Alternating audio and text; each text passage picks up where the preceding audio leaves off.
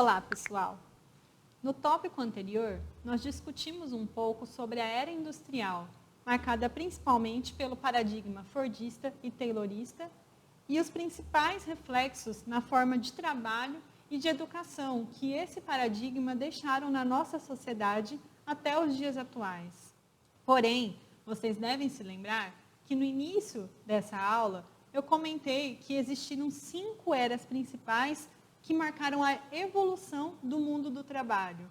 Após a era industrial, nós tivemos mais 2 outras eras, que eram a era do conhecimento e a era das conexões. Essas mudanças no mundo do trabalho foram proporcionadas também por mudanças na sociedade que refletiram mudanças na forma de pensar, ou seja, nos paradigmas dessa sociedade. E é sobre essas mudanças que nós vamos discutir um pouco melhor nessa aula. A principal mudança que houve na sociedade e que gerou uma profunda forma de pensar foi o advento da globalização. E com o advento da globalização, qual que foi a principal mudança para as empresas? Foi a questão de um novo fator, o fator de uma profunda competitividade. Antes, as empresas, elas lidavam com concorrentes locais, concorrentes numa mesma cidade, ou às vezes até no mesmo bairro.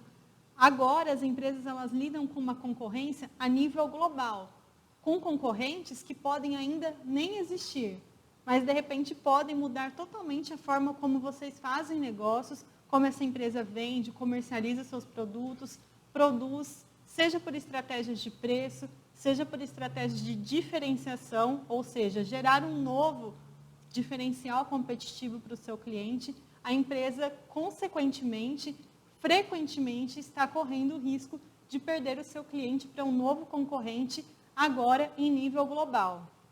E essas mudanças da globalização exigem uma nova forma de gestão do saber dos trabalhadores. Esse trabalhador passa a não ser mais uma mera mão de obra, um executor, mas ele é chamado a contribuir através do seu conhecimento. Ou seja, essa era marca o início do advento do capital humano, como gerador de diferencial competitivo para as organizações. O ser humano passa a ser compreendido como o principal gerador de conhecimento que pode trazer novas soluções para o mundo do trabalho. E essa nova mudança, essa mudança de paradigma, ela passa a exigir um trabalhador flexível. Conceito que a gente ouve muito falar é do trabalhador polivalente.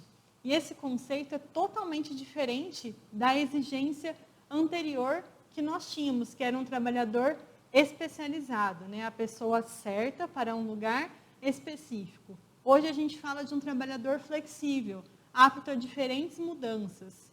E isso principalmente pela questão da instabilidade. Nós estamos num cenário de constante mudança e de evolução do conhecimento. Vocês devem se lembrar que há algum tempo atrás, isso há pouco tempo atrás, não diria mais do que 50 anos, nós tínhamos uma quantidade de profissões que eram altamente limitadas, né?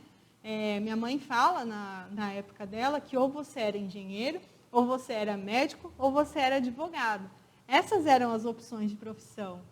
Convido vocês a pensarem hoje na quantidade de profissões que nós temos no nosso mundo do trabalho atual.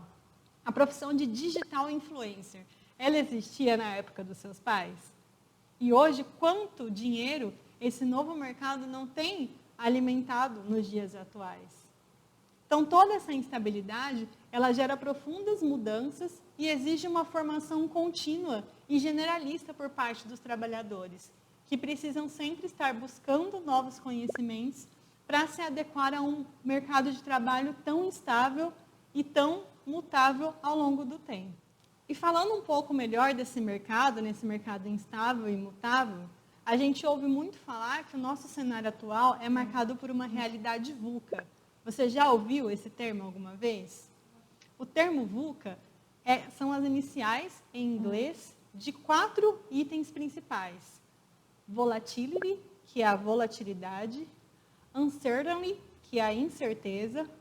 Complexity, que é a complexidade. E ambiguity, que é a ambiguidade. Vou falar um pouquinho sobre cada uma dessas características do cenário atual. A volatilidade diz respeito especificamente a essa mudança constante que a nossa realidade traz.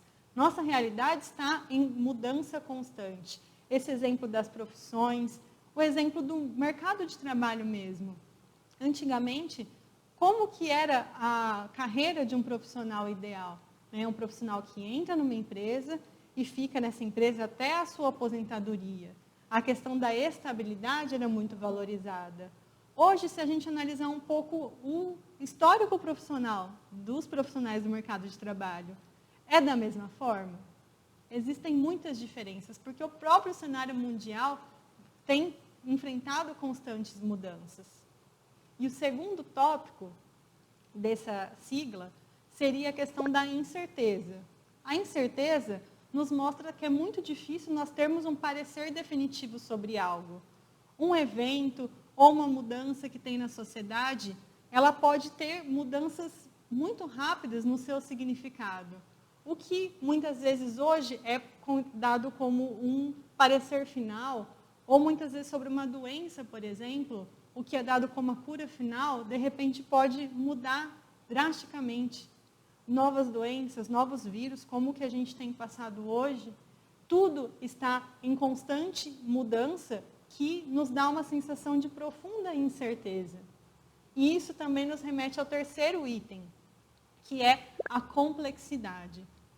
A realidade, ela é multifacetada, transdisciplinar.